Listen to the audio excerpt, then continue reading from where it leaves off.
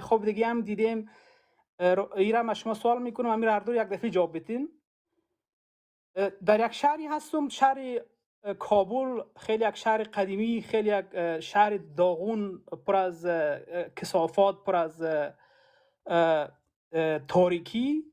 یک پول بسیار کلان است. از پول گذر میکنم و میبینیم که اینمی جناب آقای کرزای، جناب احمد شاه مسعود، جناب آقای امی که خلیزات که نماینده آمریکا است، آره، این سه نفر در زیر پول بسیار با وضعیت کثیف، بسیار با وضعیت وحشتناک از پایین پول صدا میکنه که برای ما غذا پرتو، آب پرتو.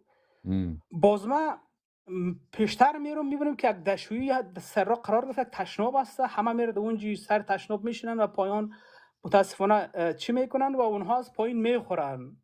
می خواب اینا واقعا خیلی به یک نحو خیلی دقیق دیدم خوابه. و بعد از این هم بجای هم نگفتیم، با کس هم نگفتیم متاسفانه، و کسایی هم اطرافشون بودن که آدمای بسیار دردآغون و بسیار کثیف و حالت خیلی خراب داشتن. یک پولی بود که زیرش آب فاضلاب شهر به اونجا میرفت.